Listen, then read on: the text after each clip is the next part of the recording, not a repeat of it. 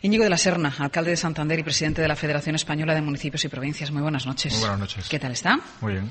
Nos estaba escuchando cuando hablábamos de todo lo que tiene que ver con esta operación, esta supuesta operación de la infanta que no acabamos de aclarar y, sobre todo, esa petición de explicaciones, en este caso, al responsable del departamento, al ministro Montoro.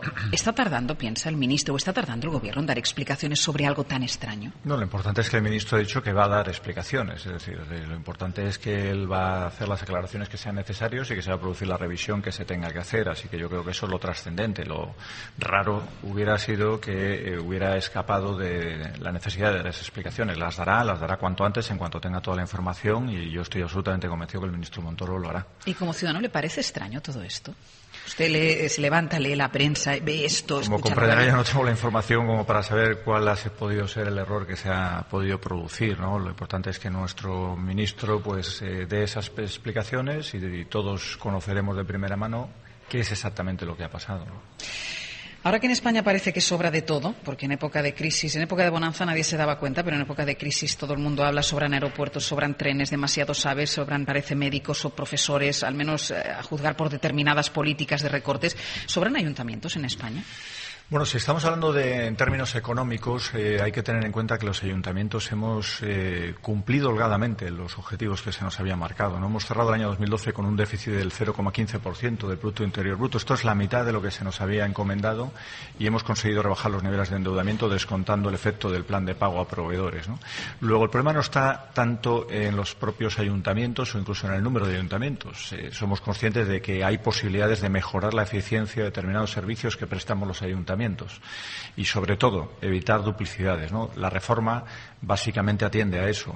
Por eso no es tan trascendente el número de entidades en sí, sino cómo funcionan los servicios públicos dentro de las entidades, si es posible que se produzcan mancomunidades, si es posible mejorar esa eficiencia. Eso es lo que tenemos que atender, porque ahí es donde realmente se puede producir el ahorro. Pero el ciudadano tiene el temor que lo que los políticos hablan de mayor eficiencia, evitar duplicidades, se acabe convirtiendo en desaparición. Usted sabe, además, como usted lo ha hablado en alguna ocasión, la importancia del ayuntamiento por la cercanía a los ciudadanos. Es lo que ellos más entienden. Y la gente entiende que esto va a suponer la supresión de ciertos servicios. Eso lo hemos estado trabajando mucho con el Gobierno, porque sí es cierto que había cierta incertidumbre, ¿no? Por ejemplo, en el caso de los servicios sociales son básicamente, fundamentalmente, competencia de las comunidades autónomas. Lo han incorporado en los estatutos, ¿no? Así que corresponde a las comunidades autónomas gestionar y sufragar el coste asociado a esos servicios sociales. ¿Qué preocupación podía haber? Pues efectivamente que si hay un servicio de ayuda a domicilio, de teleasistencia domiciliaria, y finalmente el ayuntamiento cede dicho servicio a la comunidad autónoma, a la Diputación, no sea asumida por la comunidad autónoma. En la última modificación que se ha hecho de la reforma ya figura una cláusula especial en la que se indica que si en un año la comunidad autónoma no ha incorporado esos servicios, los podrá seguir prestando al ayuntamiento. Eso sí, el Estado lo que hará es retener el dinero equivalente al coste de ese servicio y dárselo directamente al ayuntamiento para que siga prestándolo, con lo cual queda garantizada la prestación del servicio y que ningún ciudadano se va a ver limitados esos servicios, porque el Estado hará un poco de garante, de juez de lo que es el reparto competencial entre ayuntamientos y comunidades autónomas. Luego, si no, como presidente de la FEM, no, pero como alcalde, si desaparecen, tendrá que dar usted explicaciones. Bueno, eso es cierto, porque yo creo que en general es difícil que el ciudadano entienda muy bien qué servicios se corresponden con qué competencias y qué competencias corresponden a qué administración. Pero si esto no se entiende es porque nunca se ha explicado bien. Cuando hablan de duplicidades, cuando la gente dice aquello de sobran las diputaciones, quizá porque tampoco nunca se ha hecho pedagogía con qué hacía quién, ¿no? O qué servicio daba quién. Porque yo creo que ya la complejidad es enorme. Esta es una ciudad en la que hay una complejidad competencial tremenda, ¿no? Por ejemplo, todo lo que compete a costas se asocia al ayuntamiento, y cualquier cuestión que tenga que ver, por ejemplo, con nuestras playas es competencia de costas. Así que si hay un problema en las playas, es muy difícil que un ciudadano esté pensando en el jefe de la demarcación de costas, porque, en primer lugar, no lo conoce. Con todo respeto al jefe de la demarcación de Costa de Cantabria, que hace una gran labor, ¿no? Pero no lo conoce como puede conocer al concejal del área o a conocer al alcalde, ¿no? Nos sucede lo mismo con el puerto. Otras competencias distintas, con la comunidad autónoma, con el Estado. En fin, la complejidad es tan grande que incluso nosotros mismos, las administraciones, para determinadas cuestiones no sabemos exactamente dónde reside la competencia. Ha habido un debate muy importante a la hora de establecer la reforma sobre qué le corresponde a quién. Claro. Luego, si nosotros mismos tenemos nuestras dudas, pues imagínese un vecino que tiene un problema o que se encuentra este domingo con un problema de retención de tráfico y que igual no está asociado al ayuntamiento, pero al final, pues bueno, pues todo el mundo mira al ayuntamiento porque ese problema. Sobre todo todo el mundo mira al alcalde. Pues sí. Hace menos de un año el Gobierno anunció una reforma local muy dura. Habló de reducir el número de concejales un 30%, hablábamos antes, suprimir mancomunidades, empresas municipales, bajar el sueldo a los alcaldes. ¿Se ha suavizado algo? ¿Han conseguido suavizarla? Bueno, yo primero tengo que decir que es absolutamente inusual que cuando se va a tramitar una ley el Gobierno decida estar un año debatiendo esa ley y dialogando con la Federación Española de Municipios y Provincias. No ha sucedido, que yo sepa, con ninguna otra ley. Luego, ha habido tiempo suficiente como para que esa ley haya tenido modificaciones sustanciales. Y yo creo que hay cuestiones que se han mejorado notablemente, ¿no? Es cierto que se contemplaba primero la supresión de los ayuntamientos, de las comunidades, de las entidades locales menores, que se contemplaba una reducción del 30% de los concejales, pero todo eso ya se ha superado porque realmente ahí no residía el problema o no estaba el objetivo fundamental que se perseguía con la reforma. Si el 80% de los concejales no cobran en este país, pues no creo que el problema sea vamos a reducir un 30% el número de concejales porque con eso vamos a mejorar nuestros objetivos de estabilidad presupuestaria. No es así, ¿no? Luego, nosotros hemos tratado de negociar con el Gobierno que la reforma incluyera aquellas cuestiones que sí que van a suponer un ahorro para nuestros vecinos, ¿no? Y fundamentalmente son las que tienen que ver con las competencias. No solo la delimitación de las competencias, sino algo muy importante, cómo nos relacionamos nosotros con nuestras comunidades autónomas. Ahora sucede muchas veces que vamos a prestar pues ese servicio de ayuda a domicilio, firmamos un convenio, lo firmamos por un año, nos dan el 30% solo, al año siguiente ya no nos dan ese 30%, tenemos que ver cómo lo sacamos de nuestro presupuesto, resulta que ya hemos aprobado nuestro presupuesto, no tenemos ese dinero. En fin, no hay manera de sostener un servicio con una indefinición de esas características, ¿no? Pues en esta reforma, a partir de ahora, si nosotros prestamos un servicio de otro, tenemos que recibir el 100% de la financiación, lo haremos durante 5 años y además la tenemos garantizada también porque el Estado retendrá la participación de los ingresos que tiene la comunidad autónoma y dará ese dinero a los ayuntamientos para la prestación de esos servicios. Es decir, para que lo entendamos, la reforma, según lo que usted está contando, en lugar de reformar, lo que va a hacer va a ser ordenar. Va a ordenar y va a reformar, porque hay otro. Primero, yo creo que el paso que se da con la clarificación competencial es un paso enorme.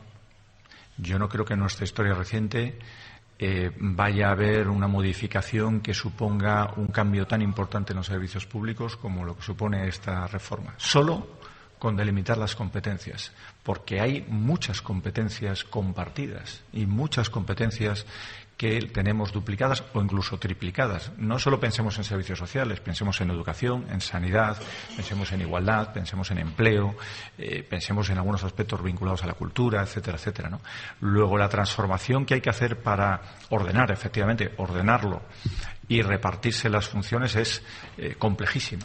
Va a tener una tramitación y una implantación muy compleja y yo creo que todos tenemos que estar a la altura y, desde luego, nuestro compromiso, el de los ayuntamientos, es el de aportar lo que podamos hacer para conseguir que todo salga bien. Quiero que escuche sobre lo que esta reforma decía hoy el líder de la oposición, Alfredo Pérez Rubalcaba. Y parece que va a aprobar una ley que seguramente es el ataque más consistente que se ha hecho a la autonomía local desde que tenemos democracia en nuestro país. Y lo ha hecho como acostumbra hacer con estas reformas de fondo que está planteándose con la coartada de la crisis, como ha hecho con la educación y con la sanidad. Si os fijáis, la estrategia es siempre la misma. Primero se critica, a continuación una arremete con los profesionales y finalmente saca la reforma envuelta en un papel de celofán y en unas cuantas principios o eslogans difícilmente combatibles. Bueno, dice Rubalcaba, el ataque más grave a la autonomía local de la historia de la democracia. Bueno, yo soy presidente de la Federación Española de Municipios y Provincias y, por lo tanto, represento a todos. A alcaldes socialistas, a alcaldes de Izquierda Unida, a alcaldes del PAR, de CiU, de todos los colores políticos, del PP, por supuesto, también, de todos. Luego, he procurado y procuro no entrar en debates políticos sobre cuestiones que en estos momentos entiendo que tienen un corte partidista, ¿no? Yo no comparto, evidentemente, lo que está diciendo el señor Rubalcaba, sin que ello quiera decir que estemos desde la Federación completamente satisfechos del momento en el que estamos. Yo creo que hay margen todavía para seguir negociando y estamos abiertos y, de hecho, hemos trasladado al Gobierno nuestra voluntad de seguir mejorando el documento. El trámite parlamentario, tanto en el Congreso como en el Senado, yo estoy convencido que va a conseguir modificaciones que para nosotros en estos momentos son importantes, ¿no?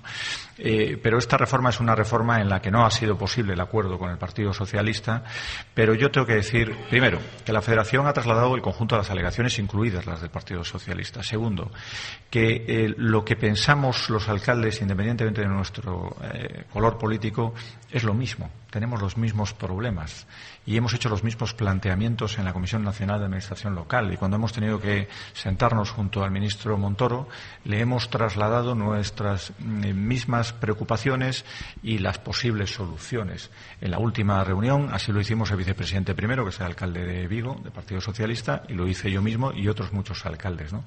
Luego, yo creo que tenemos que seguir manteniendo la unidad del municipalismo para seguir avanzando en ese proceso, y en ese proceso se han conseguido grandísimos avances, que el señor Rubalcaba no admite en esas declaraciones, pero que ahí están.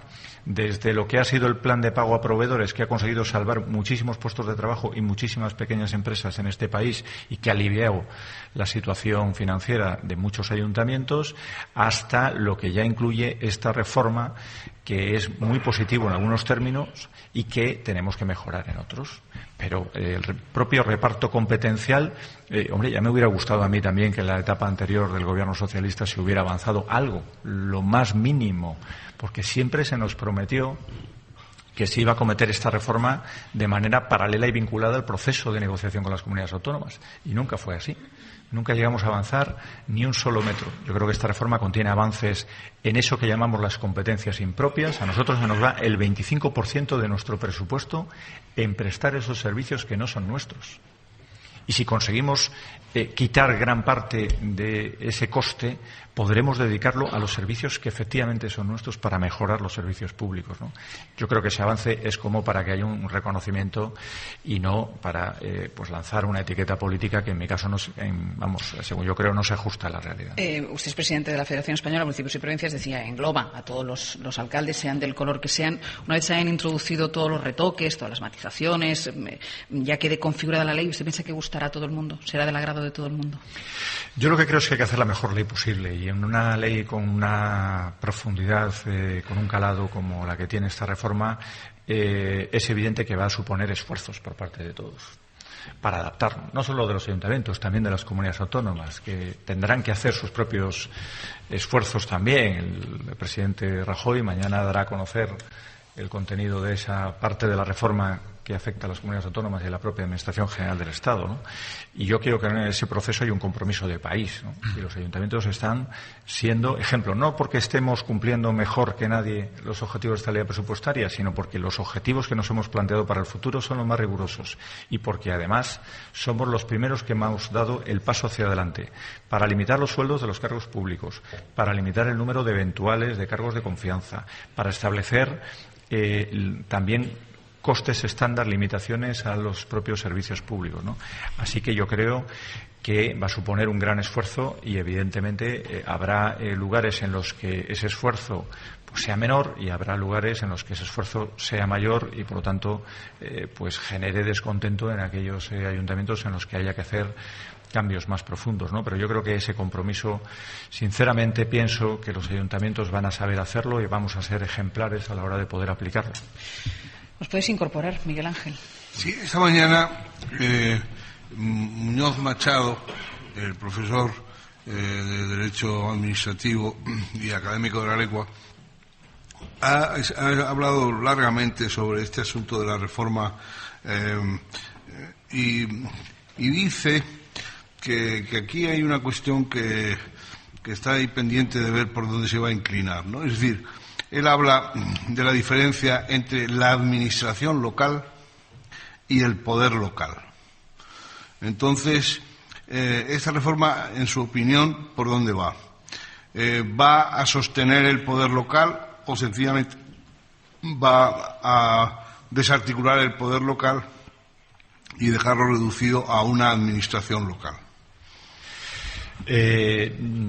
Yo creo que el profesor Muñoz Machado, yo he leído el último libro de informe sobre España que ha sacado, que sobre todo tiene que ver con las comunidades autónomas, ¿no? Y que refleja bien claramente en qué lío competencial estamos metidos en estos momentos, y hay, yo creo que jurisprudencias, sentencias que demuestran claramente que hay que hacer modificaciones para establecer con claridad esas competencias y delimitarlas, ¿no? ¿Qué es lo que pienso yo? Que el poder local tiene que crecer en cuanto a poder político. Es decir, nosotros ahora mismo no tenemos representación en alguno de los foros de decisión más importantes que hay. Es decir, los ayuntamientos no están en el Consejo de Política Fiscal y Financiera, los ayuntamientos no están en algunos órganos de decisión que son importantes, por ejemplo, los vinculados a la gestión energética, ¿no? El 70% del consumo energético se produce en nuestras ciudades y lo pagamos nosotros, ¿no? Sin embargo, a la hora de decidir hacia dónde tienen que ir los recursos en materia de energía, como no es competencia municipal, no somos nosotros los que decidimos hacia dónde tienen que ir, ¿no? Luego, la posibilidad de tener una cuota de participación en esa toma de decisiones es necesaria, es imprescindible para nosotros. Una de las cuestiones que hemos pedido es la institucionalización de la Federación de Municipios. No ha sido incorporada en el documento Pensamos que sí puede ser incorporado en el trámite parlamentario. Yo creo que vamos a conseguir que sea incorporado, y no es porque la Federación de Municipios tenga que tener un rango institucional con carácter protocolario, sino para que efectivamente gane en peso político en el conjunto de las decisiones que tiene que haber. Los ayuntamientos somos tan Estado como lo son las comunidades autónomas y como es la Administración General del Estado, ¿no? Luego, lo fundamental es que podamos tener capacidad de decisión en esos órganos. Yo creo que la institucionalización de la Federación supondría un paso muy importante. Sí, yo quería hablar de lío competencial, de duplicidades, y relacionar con ambos temas, pues, racionalización de la administración pública en general, en el nivel que sea, y también de ahorro, como no. Y parece que algunas instrucciones desde el centro del poder europeo nos han dado al respecto. ¿Cree usted que tiene sentido el hacer una reforma local del calado que usted nos está tratando de convencer, que conlleve un fortalecimiento del papel de las diputaciones? Primero, yo no estoy tratando de convencer a nadie, sino explicar un poco cuál es el papel. Creo que bien a favor de la reforma local. Sí, hombre, yo creo que hay aspectos fundamentales que son muy positivos, de la misma manera que también creo que hay aspectos que hay que mejorar, evidentemente, dentro del proceso, ¿no? Así se lo hemos trasladado ya al Ministerio. Las diputaciones tienen una historia vinculada a la ayuda y al apoyo a los pequeños municipios. Y hoy en día, yo creo que es indudable, juegan también un rol determinante a la hora de que esos municipios puedan prestar determinados servicios con calidad, porque no tendrían los recursos necesarios, ¿no? Aquí de lo que se trata es de mantener ese sistema. Eso sí, hay una parte en la que se podría llegar a tener más servicios prestados directamente por parte de las diputaciones, pero solo de manera temporal y solo si el ayuntamiento no fuera capaz de prestarlos en esos términos de eficiencia a los que me he referido, ¿no? Luego, yo creo que es perfectamente compatible los principios de autonomía local o los principios que he comentado antes de conseguir más peso político por parte de los ayuntamientos con el rol que pueden jugar las diputaciones a partir del futuro, ¿no? Juan Carlos. Yo dos preguntas muy rápidas. Una, eso de las competencias impropias, que a mí siempre me ha fascinado, porque casi nunca he conseguido saber qué son, pero que se llevan un dinero extraordinariamente importante. Sobre todo en colegios, ¿no? Sobre todo en la enseñanza. Y además que compartimenta las competencias de una forma completamente extraña, donde el ayuntamiento lleva el jardín del colegio, el colegio lo lleva la comunidad autónoma. Es una cosa muy extraña. Entonces, ¿se va a acabar la de las competencias impropias de una forma definitiva? ¿Lo va a asumir en los ayuntamientos? Y luego otra pregunta, el fortalecimiento del poder o del poder local o de los ayuntamientos corre el riesgo de ser de forma conflictiva frente a las comunidades autónomas, porque ya hemos vivido un proceso donde el fortalecimiento de las comunidades autónomas ha sido de forma conflictiva frente al Estado central. ¿No corremos el riesgo de crear un triple lugar de enfrentamiento y que, en vez de clarificar las competencias, estas empiecen a tener ya una locura entre las tres administraciones, teniendo en cuenta que luego también tenemos otra, que es la Administración Europea? Bien, en cuanto a la primera pregunta, por las competencias impropias es una de nuestras máximas reivindicaciones desde el comienzo de la democracia. Es lo principal que venimos reclamando, junto con también una mejora de la financiación local, algo que el Gobierno ha anunciado se va a llevar a cabo en el 2014, junto con el nuevo modelo de financiación autonómica. El caso de Santander. Nosotros encargamos un estudio a la Universidad de Cantabria que nos elaboró un documento que dice que el 18% de nuestro presupuesto se nos va en servicios que no debiéramos estar prestando, que prestamos porque al final somos la administración más cercana, somos precisamente la primera puerta de entrada del ciudadano, pero que suponen un coste aproximado de unos 35 millones de euros al año en ese tipo de servicios cuya competencia reside en las comunidades autónomas, fundamentalmente en las comunidades autónomas, ¿no? Luego, yo creo que esta reforma avanza sustancialmente, prácticamente hasta la eliminación de ese tipo de cuestiones, ¿no? Hay alguna todavía que nos queda por mejorar, ¿no? Como es el caso de la educación. No tiene mucho sentido que nosotros estemos limpiando los colegios cuando la educación es una competencia... Depende de otra administración. Que depende de otra administración, ¿no? Y en cuanto al conflicto al que hace referencia, pues efectivamente esta reforma de alguna manera supone, yo no diría un conflicto, pero sí una nueva forma de relación entre las comunidades autónomas y los ayuntamientos, ¿no? Aquí el Gobierno, digamos, mira desde arriba, ordena, y aquí es cierto que las comunidades autónomas pues han trasladado al Gobierno una serie de delegaciones que no son exactamente las que hemos trasladado nosotros, sino más bien todo lo contrario en algunos aspectos, ¿no? ¿Hay un conflicto en estos momentos comunidades autónomas y ayuntamientos? Yo creo que hay posiciones de defensa de intereses distintos y hay un partido jugándose en el que vamos a ver cómo finalmente queda en determinados asuntos en los que nosotros creemos que hay que actuar con justicia, ¿no?, para las entidades locales. Alcalde, por ejemplo, la educación. ¿Esto es ya un proyecto de ley que ha tenido entrada en el Congreso de los Diputados? Todavía no se ha hecho, todavía no se ha hecho la aprobación en el Consejo de Ministros. Es que el Gobierno es especialista en estas cosas. ¿Sabe usted desde cuándo está presentado el proyecto de ley de transparencia en el Congreso? Desde el 8 de septiembre del 2012 y seguimos con prórrogas de 20 días para las enmiendas. Esto es la reforma de nunca acabar. No, pero bueno, esta es una reforma, yo no diré la más importante, pero de las más importantes que se puedan acometer en esta legislatura. Como lo va a ser la que va a presentar, supongo, mañana nuestro presidente, ¿no? Yo acudiré mañana a Moncloa también para estar presente en esa presentación. Es una reforma que es necesario se aborde con un proceso de diálogo extenso. Y el Gobierno no ha abierto el proceso de diálogo. ¿Usted sabe lo que pasó? Gracias a Dios que ha abierto el proceso de diálogo. Porque cuando llegó Montoro al lado de la vicepresidenta para todo a Moncloa para explicar la reforma esta, y entonces dijo lo de los salarios y que como lo que más podía ganar un alcalde era lo que ganaba un secretario de Estado. Entonces se levantó un periodista al fondo y dijo: por favor, señor ministro, ¿y cuánto gana un secretario de Estado? Y dijo: no lo sé. El ministro de Hacienda. Alcalde, algo que añadir. Bueno, pero no se meta usted con el ministro de Hacienda. Para eso está Miguel Ángel Aguilar. Faltaría más. No, porque además lo consolida, o sea que no. Alcalde, yo le agradezco muchísimo que haya estado con nosotros. Me decía él antes de empezar esta entrevista, están ustedes bien aquí. En Santander siempre estamos bien.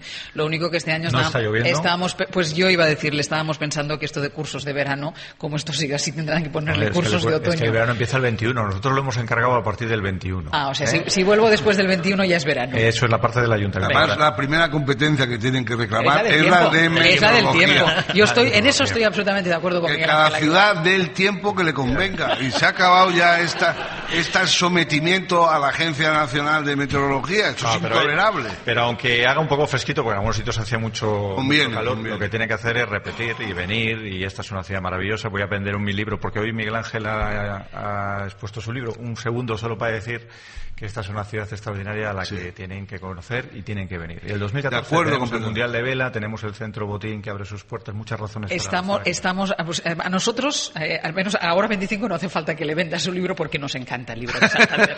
Muchísimas gracias por haber estado con nosotros. Una pausa y seguimos.